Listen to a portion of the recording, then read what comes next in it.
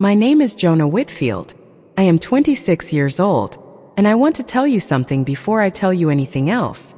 I want to tell you that I did not want to become a person who files legal complaints against his own family. I did not want to become the kind of person who sits across a table from an attorney and says, calmly and with documentation, that someone stole from him. I did not want to be the story. I wanted to go to college. I wanted to study what I loved.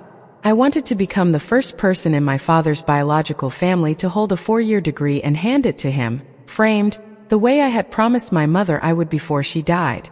I wanted a lot of things that other people decided I wasn't going to get. So I made them account for it. Every single dollar. Every receipt. Every transfer, every withdrawal, every tuition payment, every explanation that didn't add up. I made every dollar tell the truth because the people managing those dollars had decided the truth wasn't something I deserved to know. This is that story. The whole thing. The beginning, the middle, the part that will surprise you, and the ending that I am still, every day, choosing. Let me start with my mother. Her name was Eleanor Whitfield, née Souza. She was 41 years old when she died, which is the kind of sentence that doesn't get easier to write no matter how many times you write it. She was a pediatric nurse for 15 years at a hospital in Columbus, Ohio, and she was the kind of nurse who remembered patients by name years after they had been discharged, who sent birthday cards to the children whose cases had stayed with her, who was called by the families of kids who had grown up and were getting married or having their own children because she had been present at a moment that mattered, and presence, genuine presence, is not forgotten. She had a laugh that started quietly and built, and she smelled like whatever lotion she was using that week, and underneath that like something warmer and more constant that I have never been able to name, and she made the best French toast on the planet, which is not the kind of claim I make lightly. She was diagnosed with ovarian cancer when I was 11. She died when I was 14. I will not spend a long time on those 3 years because they belong to her and to my father and to me, and they are the most private thing I carry. What I will tell you is that she was extraordinary in them, that she managed her illness and her parenting and her nursing career for as long as she was able with a grace that was not performance at all, but a genuine decision she had made about how she was going to face the things she was facing. She talked to me honestly. She did not protect me from the truth in the way some parents protect children from truths that will be better faced earlier. She said, "This is real, this is happening, I am going to fight it with everything I have. And I need you to know that no matter what happens, the life you are building is real and it matters and you matter." She told me about the college fund when I was 12. She had been contributing to it since I was born, a separate account in both their names, specifically designated, specifically labeled. She said, "This is yours. This is the thing your father and I built for you so that when the time comes, the door is open." She said, "Whatever happens, that door stays open." She said it in the specific way she said things that were important, looking at me directly, with full eye contact, with the weight of someone who is not making a casual point but marking a moment. She was saying it, I understand now, because she knew she might not be there to make sure. She died on a February morning when I was 14. I was at school. My father picked me up from 8th grade and drove without saying where we were going, and I knew from the quality of his silence. My father's name is Gerald Whitfield. He is 52 now. He is a civil engineer who has worked for the same firm for 22 years, a man of methodical habits and genuine warmth, and a terrible tendency to believe the best of people to a degree that has cost him repeatedly and that he is, to this day, only partially able to correct for. He loved my mother with the totality of a man who had found his person and knew it. Her death remade him. Not destroyed, he continued, he functioned. He got up every day and went to work and made dinner and came to my school events and coached my soccer team for 2 seasons, but remade in the way of a structure that has had its central support removed. Still standing but different. Still the same building but organized around a different center. He met Diane Holloway when I was 16. I need to describe Diane accurately, which requires a specific kind of discipline, because the temptation when you are describing a person who has done you serious harm is to make them a villain from the beginning, to narrate backward from the injury and present every detail as evidence. I don't want to do that. I want to tell you the truth, and the truth is that Diane, when I first met her, was not a villain. She was a woman who was recently divorced and raising a 13-year-old daughter mostly alone, and who had met my father at a work event and who seemed, in those first months, genuinely kind. She brought food to our house the first few times she came over, which is the thing people do when they want to make a good impression and also when they are actually warm. She asked me questions about myself and listened to the answers. She was careful not to try to mother me, which I appreciated. Her daughter's name was Brianna Holloway. She was 13 when I met her, small and quiet with her mother's dark eyes and a habit of reading in corners at social events that I found relatable. She was not unkind to me. She was not particularly anything to me. She was a stranger's daughter at first, and then my father's girlfriend's daughter, and then my stepsister, and across all of those categories the relationship was civil and occasionally warm and never deep, which is not unusual and is not a crime. My father and Diane dated for 2 years and married when I was 18. I was leaving for college in August and they married in June, which meant the wedding was 3 months before I left and that the new family configuration and my departure were essentially simultaneous, which created a kind of compressed transition that none of us processed as fully as we should have. I want to tell you about the college fund conversation I had with my father the summer before I left. I had known about the fund since I was 12. My mother had told me about it and my father had confirmed it when I was 15, and it had been a stable piece of my understanding of my future. Not something I was careless about, not something I took for granted, but something I had built my plans on, the way you build plans on ground you have every reason to trust. I had applied to universities with the fund in mind. I had accepted an offer from Ohio State, not the most expensive option but not the cheapest, chosen because it had the best program for what I wanted to study, which was environmental engineering, with the understanding that the fund plus my academic scholarship would cover it. 3 weeks before the wedding, I asked my father about the fund. Not because I was worried, because I was practical and the fall was coming and I wanted to understand the logistics. He said everything was in order. He said the account was there and I would have access to what I needed. He said it with the confidence of a man who had checked on something and found it where he left it. I believed him. Of course I believed him. He was my father. I want to tell you about my best friend Caleb Monroe, because he is one of the most important people in this story and because he deserves to be in it properly. Caleb has been my best friend since the 4th grade. When we were assigned to be project partners for a science fair and discovered that we had the same approach to problems, systematic, thorough, and constitutionally unable to leave a question unresolved. He is now in his 2nd year of law school, which surprises no one who has spent more than 20 minutes with him. He is the person I called when things started going wrong, and he is the person who sat with me and helped me understand that what was happening had a name and a legal remedy, and he is the person who drove me to the attorney's office when my hands were shaking too much to trust myself behind the wheel. Caleb knew my mother. He had been at our house hundreds of times during childhood, and she had treated him with the specific warmth of a parent who understands that her child's best friend is also her child in the ways that count. He took her death hard in the particular way of someone for whom the death is secondary loss, not the primary devastation but a real one, a real subtraction from the world. He mentioned her sometimes still in the way you mention people who mattered, casually, as though they are still present in the past tense and the present tense is just a different room they're in. I have always appreciated this. I started at Ohio State in August. The first semester was everything I had hoped it would be.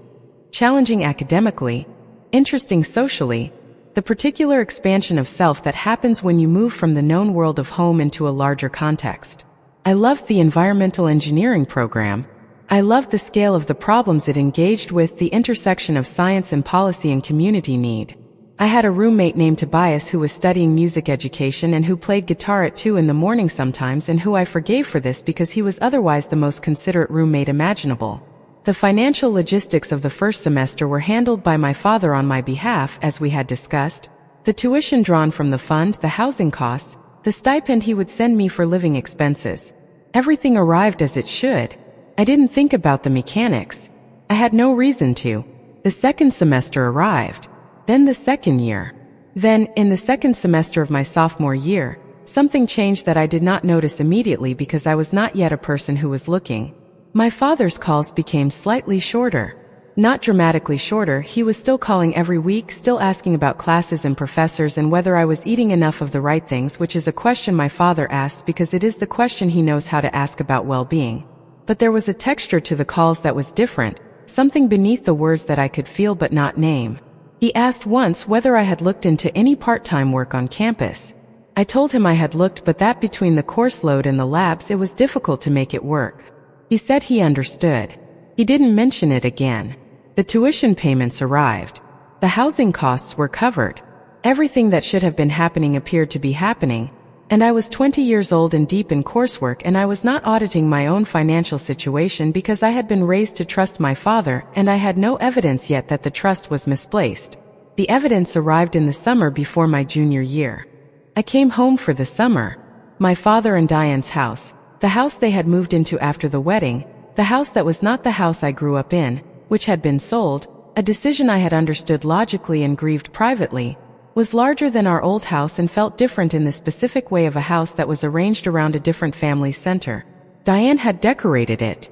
Not badly, she had good taste, but in a way that bore no trace of my mother and very little trace of me, which was perhaps inevitable and perhaps not, and which I had navigated for 2 years with the specific care of a person who is a guest in a place that is officially his home.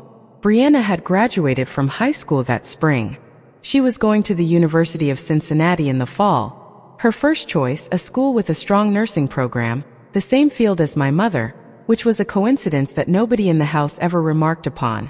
Her tuition had been discussed at dinner a few times, the way you discuss logistics when they're relevant. Diane was paying for it, as I understood it, or trying to. Her ex-husband, Brianna's father, Dale Holloway, was contributing something under a divorce agreement.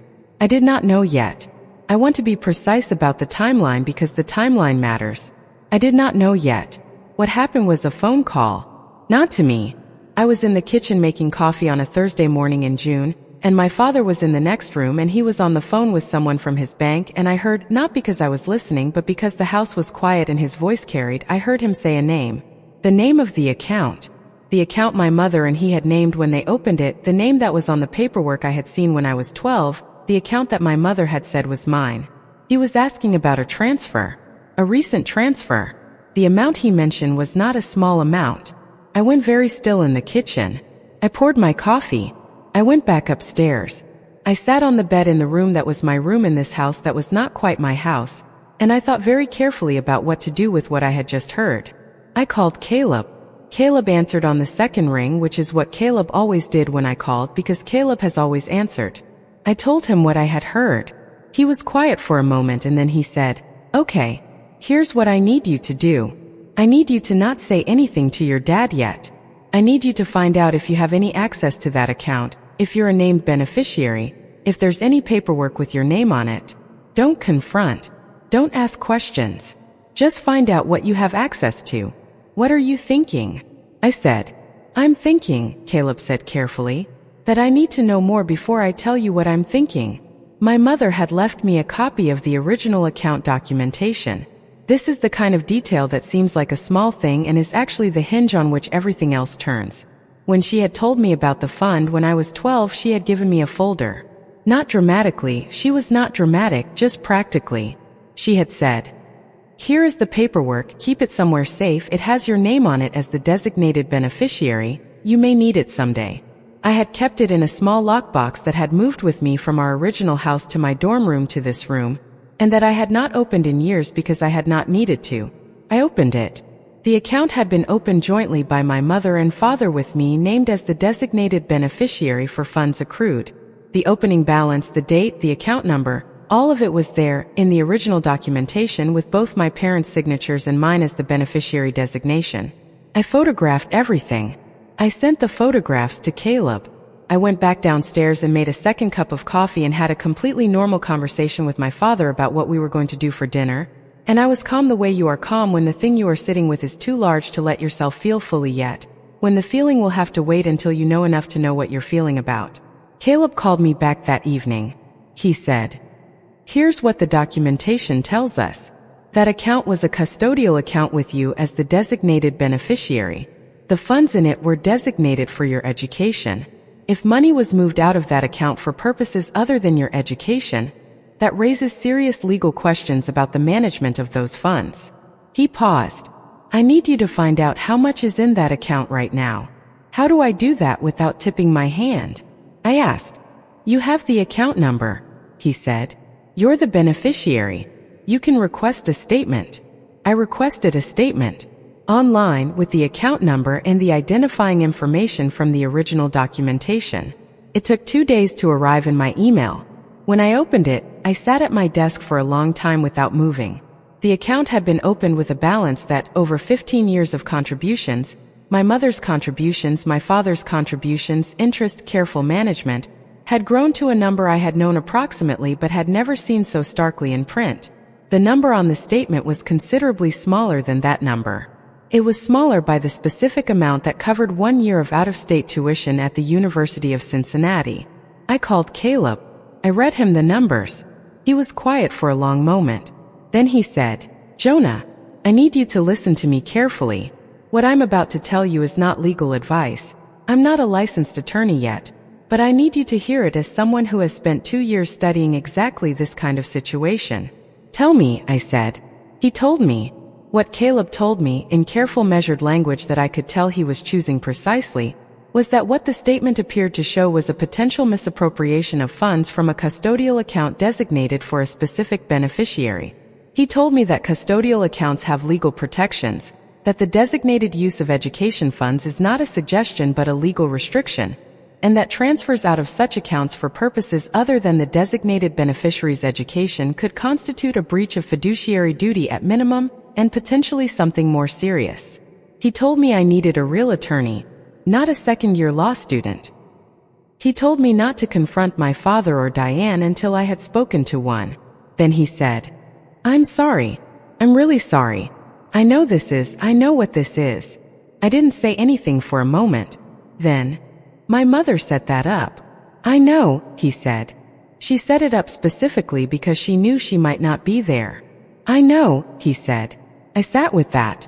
The specific grief of it, not just the money, not just the practical loss of what I had been building my future on, but the understanding that my mother had seen this possibility, had tried to protect me from it, had named me on the paperwork specifically so that the protection would hold, and that someone had found a way around it anyway. That the thing she had built to keep the door open had been used to close it. I went to find an attorney the next week. Not through my father. Not through anyone connected to the family.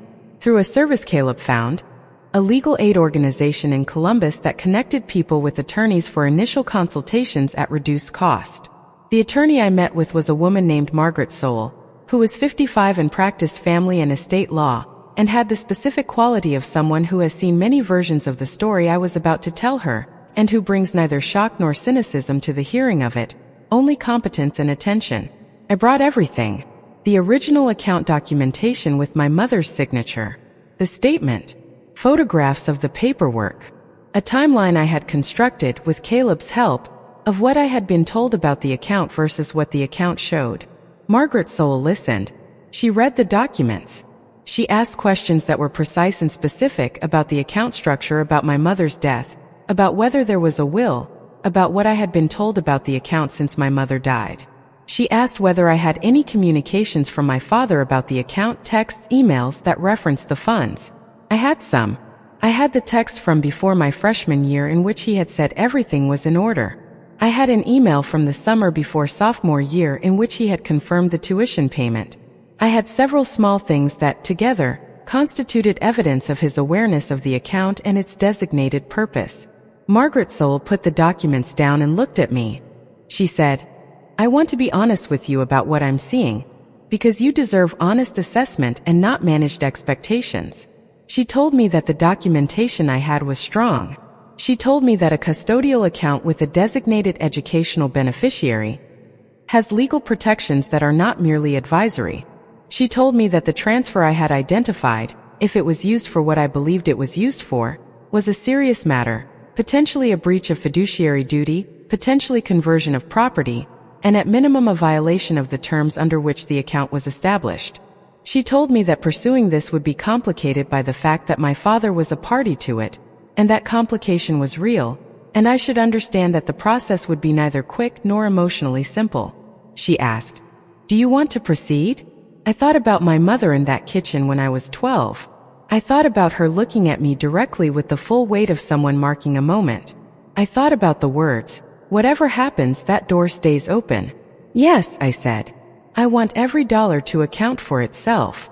The next few weeks were the hardest I had navigated to that point in my life. Not because of the legal process once begun, had a clarity and a forward momentum that was almost a relief, the specific relief of a problem with definable parameters. The hard part was my father. I did not confront him immediately. On Margaret's advice, I allowed the process to begin before I told him what I knew, which meant I was in his house for a stretch of days being normal while carrying knowledge that made normal an act of sustained performance. I ate dinners at that table. I had conversations. I watched Diane and Brianna existing in the house with the ease of people who have arrived in their lives and found them satisfactory.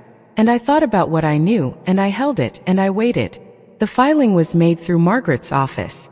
A formal legal complaint against the account for misappropriation of custodial funds, with the documentation attached, with the account records, with the evidence of designated purpose and apparent deviation from that purpose.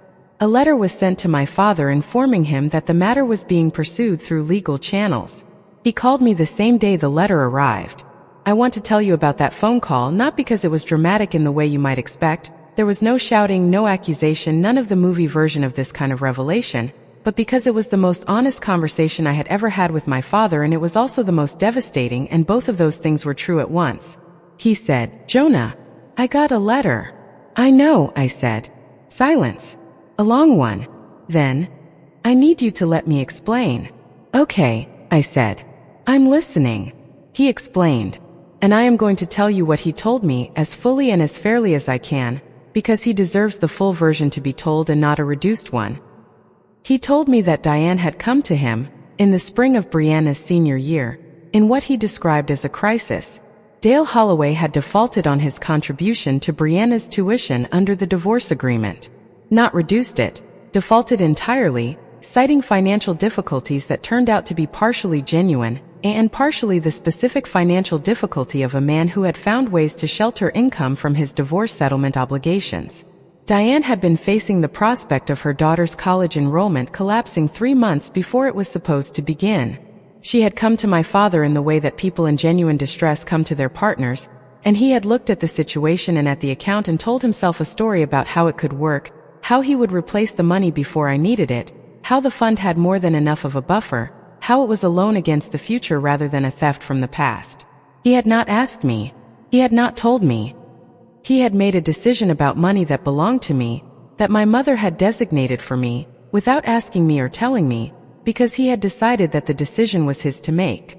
He said, "I was going to replace it. I've been working toward replacing it. When?" I said. He stopped. "When were you going to replace it?" I said. "Before my junior year? Before my senior year? Before graduation? When?" "I was working on it," he said. "I know that's not enough. I know that doesn't." "It doesn't," I said. "I should have told you," he said. "Yes," I said. "I should have asked you," he said. "Yes," I said. "Jonah."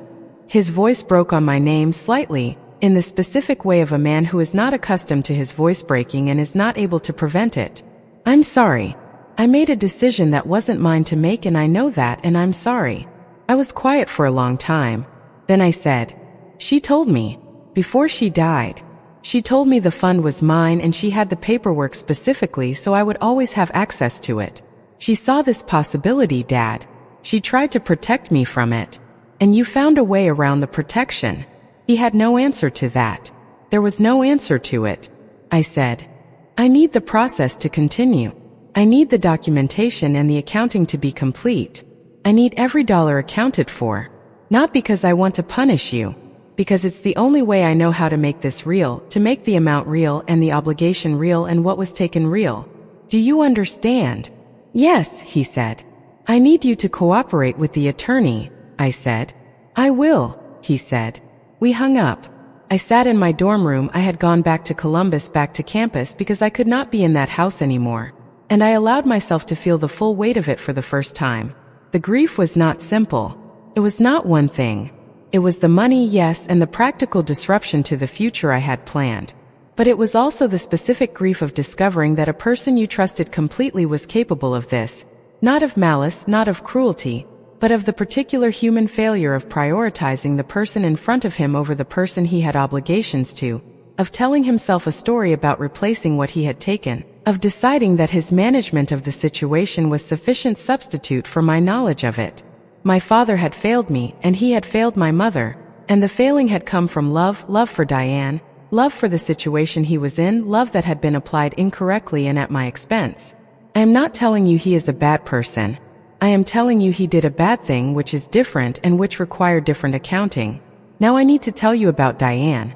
The legal process as it unfolded revealed something I had not known. When Margaret's office requested the full account history, not just the statement I had accessed but the complete transaction record, there was more than one transfer. There had been two. The first I had identified. The second was smaller, made 6 months earlier, and it corresponded not to Brianna's tuition but to a renovation on the house. A kitchen renovation that had happened the previous spring, that I had noticed when I came home for a weekend, that Diane had showed me with the specific pride of someone showing off an achievement. She had told me at the time that they had used some savings. I had not asked what savings. I had not had reason to. The second transfer was Diane's. This is the part that required a different kind of sitting with, because my father's decision had been motivated by love for his wife and stepdaughter, by genuine distress at a genuine problem, by the flawed belief that he could fix it before it mattered. The reasoning was wrong. The action was wrong. But I could construct the path from person to decision and find a human inside it. With Diane, the path was different. A kitchen renovation is not an emergency. A kitchen renovation is a want, not a need, and she had gone into an account that was not hers and taken from it to fund a want. When I asked Margaret what this meant for the legal picture, she explained it to me carefully. The first transfer, involving my father as the account holder, was complicated by his co-ownership of the account but clear in terms of the designated purpose violation. The second transfer, involving Diane as a non-owner who had either requested the transfer or participated in it, was a different and in some ways more serious matter. I processed this information for 3 days before I did anything with it. I want to tell you about a man named Arthur Baines because he is the unexpected piece of this story, the piece that I did not see coming, the piece that changed the shape of what the ending could be. Arthur Baines was my mother's uncle, her mother's brother, a man I had met perhaps 5 times in my life, at family gatherings before my mother died and once at her funeral. He was in his early 70s, a retired accountant who had moved to Florida, a quiet man who sent cards at Christmas and who had been a peripheral but reliable presence at the edges of my extended family. He called me 3 weeks into the legal process. He had heard something from a cousin through the extended network of family knowledge that flows through blood relations even when the relations are distant, and he called to ask, directly and without preamble, if what he had heard was true. I told him the full version, every dollar. He was quiet for a moment. Then he said, "Your mother told me about that account. Did you know that?" "I did not know that," he said. "She called me when she was setting it up. She asked me to look at the structure of it professionally. I was still practicing at the time and make sure it was sound. I told her it was well constructed, and I told her the documentation she had was the right documentation." He paused. She said, "I need him to have this. Whatever happens, I need him to have this." I could not speak for a moment. Arthur Baines said, "I would like to help if you'll allow it. Not financially, not primarily. But I have 35 years of forensic accounting experience, and I know what these records should look like, and I can help your attorney understand what she's looking at and make sure nothing is missed. If you'll allow it." I allowed it. Arthur Baines flying from Florida to Columbus was one of the small things that I will carry for the rest of my life. He was a man in his early 70s who had retired and had no obligation to anyone in that situation and who came anyway, with his briefcase and his 35 years and his quiet certainty about what numbers should look like when they're being honest. He sat across from Margaret Soule and they went through the records together with the specific thoroughness of two people who understand that thoroughness is not optional when money has been taken from someone who trusted it would be there. What the thorough review found was everything. Every transfer, dated and documented. The full original balance, calculated with interest to present value. The designation documentation. The communications from my father confirming the account's purpose. The evidence of both transfers and their recipients. Margaret built a case that Arthur told me later, with the quiet satisfaction of a retired professional recognizing good work, was as complete as he had seen in his career. There were negotiations. I will not walk you through every conversation and every counteroffer, partly because some of it is bound by the terms of the eventual resolution and partly because the negotiations are not the story. The story is what was established in the negotiations, which was this. The full amount was owed. Not the tuition portion, not a negotiated subset, not a settlement figure that acknowledged the principal without acknowledging the amount. The full amount, with interest and a repayment structure, and a legal acknowledgement of the account's designated purpose. My father agreed, without extensive argument, without trying to minimize it, with the specific quality of a man who understands that he is accountable and has decided to be accountable fully. This was painful, and it was also the truest thing he did in the whole situation, and I have not forgotten it. Diane was a different conversation. Her attorney attempted several arguments that Margaret dispatched with the precision of someone who had anticipated all of them. The resolution with Diane was separate, documented separately, and acknowledged separately. She paid every dollar of the renovation transfer, plus interest plus fees. I want to pause here and tell you something about my father that I think is essential to the honesty of this telling.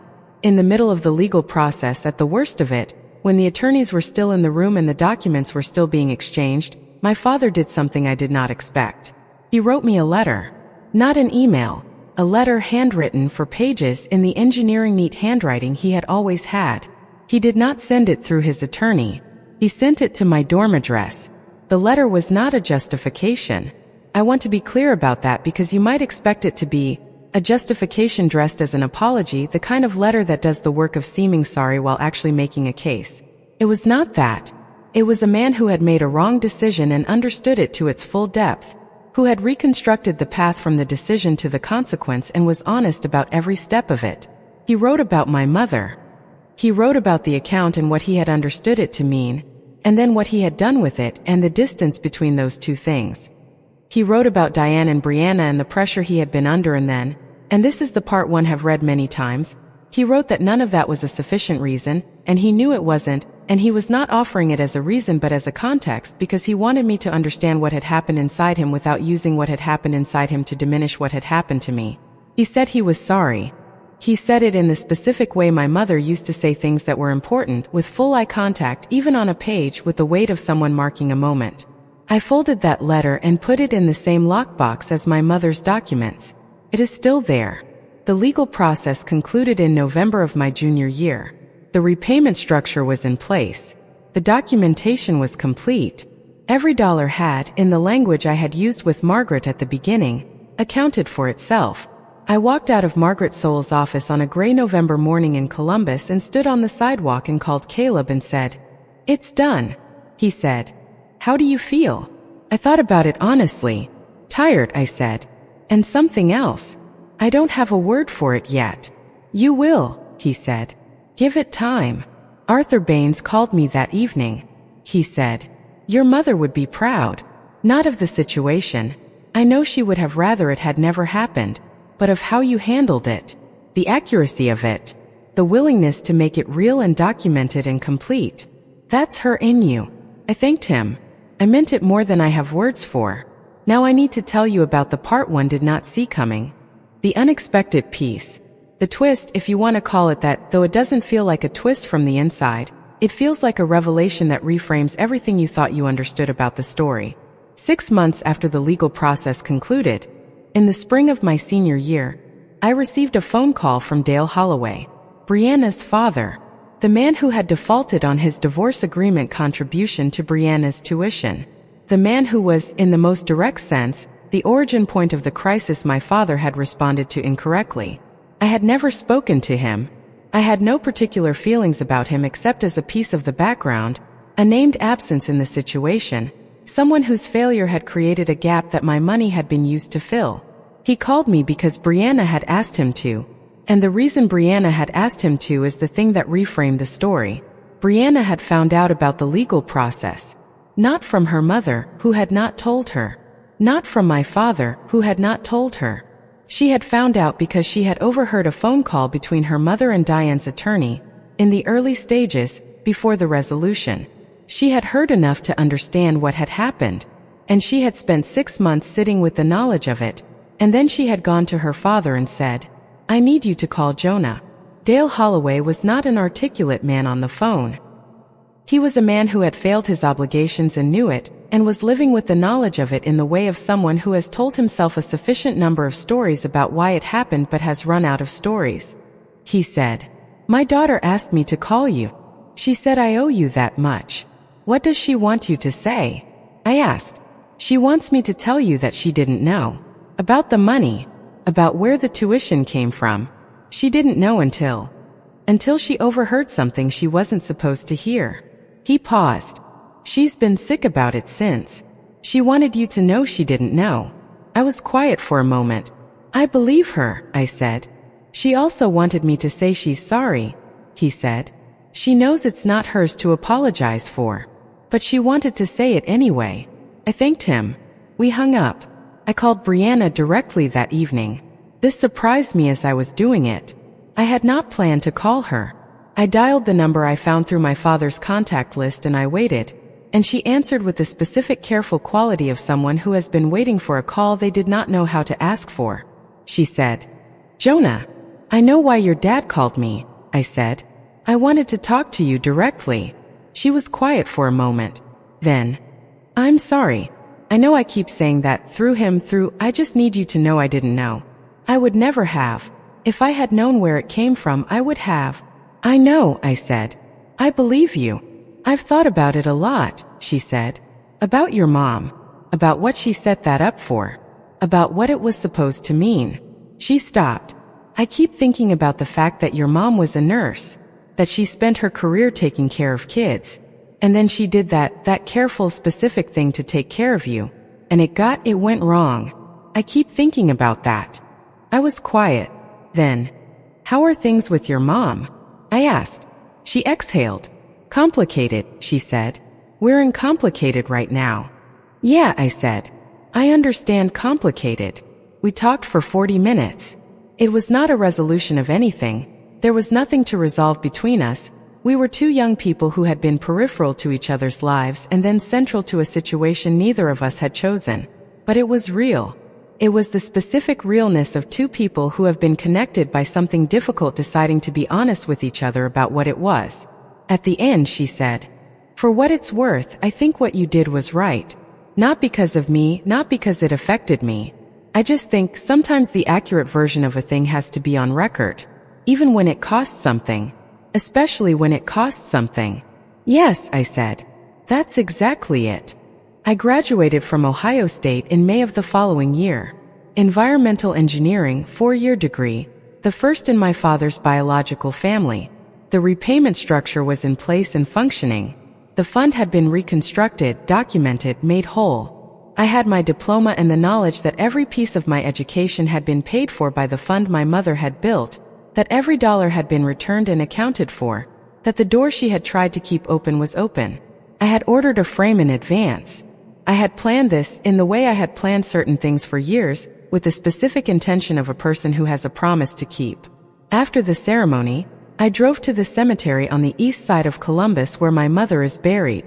It was a clear May afternoon, the kind of afternoon that is almost aggressively beautiful, the kind that feels slightly unfair in the context of grief because the beauty has no awareness of what it's attending. I sat at her headstone for a while. Then I held up the framed diploma, the way you hold something up to show someone, the way you show a person something you've made because you want them to see it. I said. The door stayed open. I made sure. I sat there for another hour. I didn't cry.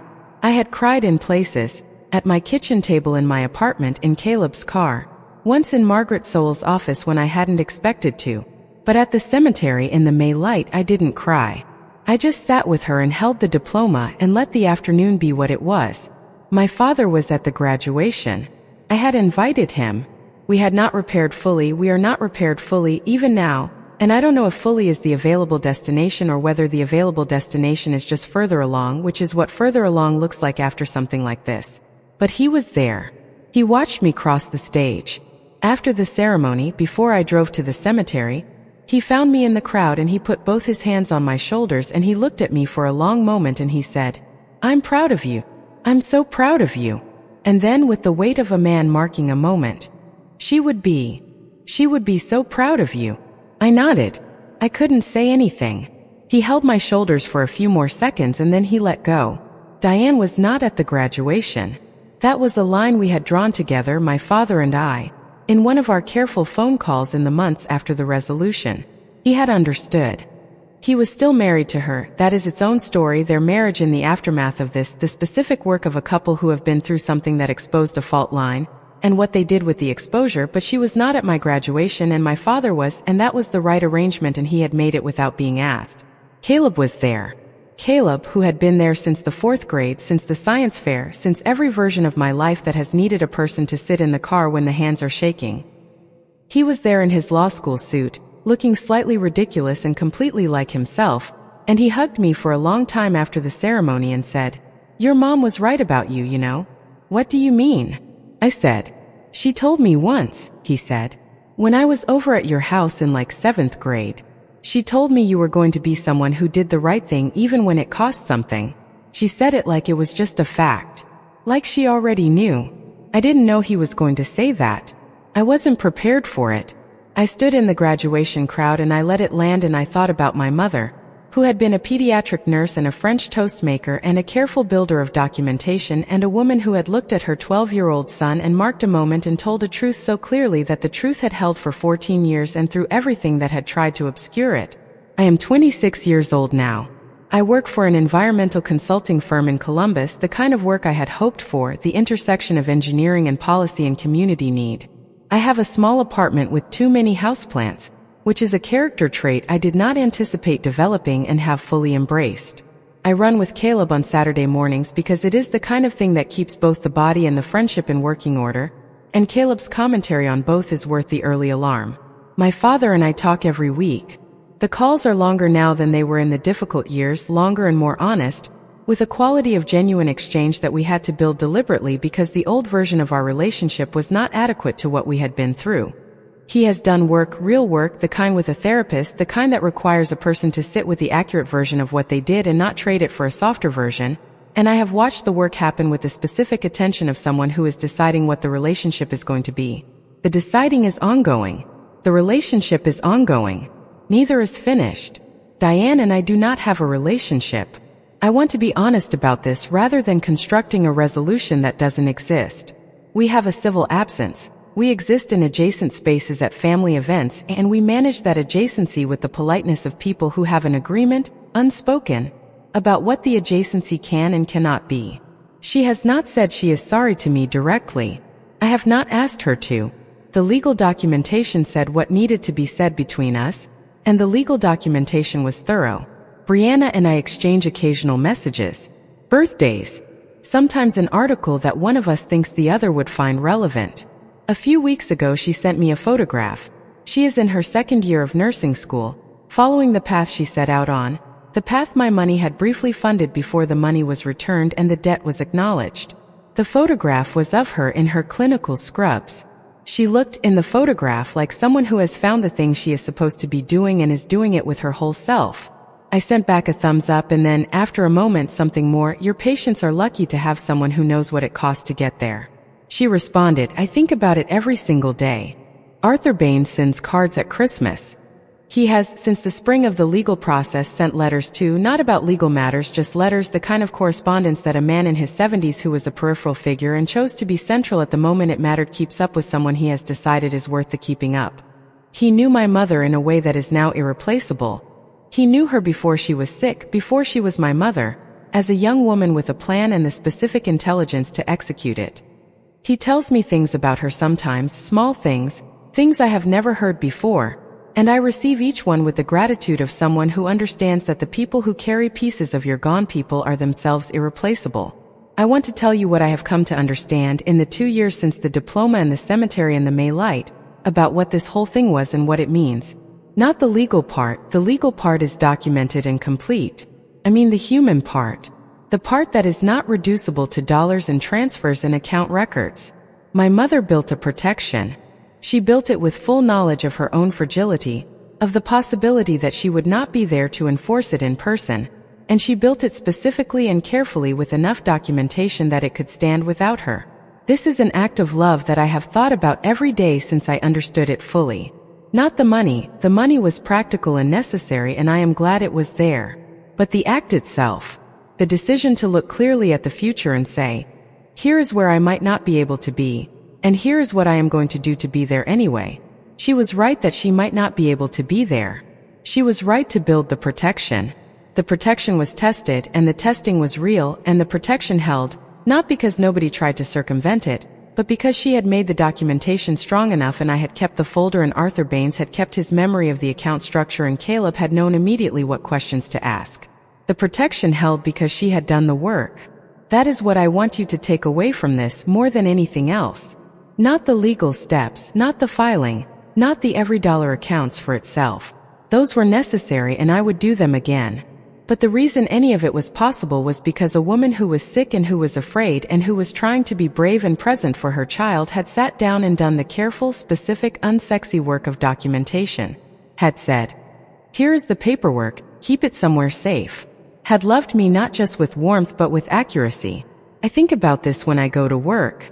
I work on problems that involve community infrastructure, water systems, environmental remediation, the kind of work that will matter 20 years from now to people who are children today. I think about the work as a form of doing what my mother did, not the same but the same shape. Building things carefully, documenting them, making sure that when you are not there anymore, the work stands without you. Making sure that the protection holds. I am not a person who files legal complaints against his family because he enjoys it, or because he is vindictive, or because he couldn't find another way. I am a person who filed a legal complaint against his family because the truth needed to be on record, because the dollars needed to account for themselves, because my mother had done everything possible to protect that accounting and I was not going to let it go unprotected just because the accounting was difficult and the people who needed to account were people I loved. Love is not the same as not being held to account. That is the hardest thing I know. That is the thing I want to leave you with. You can love someone, genuinely love them, and still require that they account for what they did. The loving and the requiring are not contradictions. The requiring can be, in fact, the truest form of the loving, the form that says, "I take you seriously enough to hold you to what you owe." My mother told me the door would stay open. I made sure it did. Every dollar, every record, every transfer, every line of documentation, all of it in service of a door that a woman in a hospital bed with 3 years left to live had tried to build. The door is open. I walked through it. I'm standing on the other side of it now, in the life she built that door for. Whatever happens, that door stays open. She was right. She has always been right. And I am going to spend the rest of my life doing the work of proving it. Edit asterisk I posted this at midnight, and I've been reading comments since. To everyone who said some version of, "I've been through something similar and didn't know I had options." Please look up your state's laws on custodial accounts and educational fund designations. You may have more protection than you know. Document everything. Keep the paperwork somewhere safe. Edit 2 asterisk Arthur Baines is 81 now. He still sends Christmas cards. He called me last week to tell me he had read an article about environmental remediation that reminded him of something I had mentioned about my work. He is one of the great gifts of my adult life and I need you to know that. Edit 3 asterisk to the person who messaged me asking whether I regret pursuing the legal route, given what it cost the relationship with my father. No. I regret that the situation existed. I don't regret making it accurate. There's a difference between the situation and the response to the situation, and I'm only responsible for one of them. The response I'm responsible for, I stand by fully. Edit 4 asterisk for everyone asking about Caleb. He passed the bar. First try. Obviously.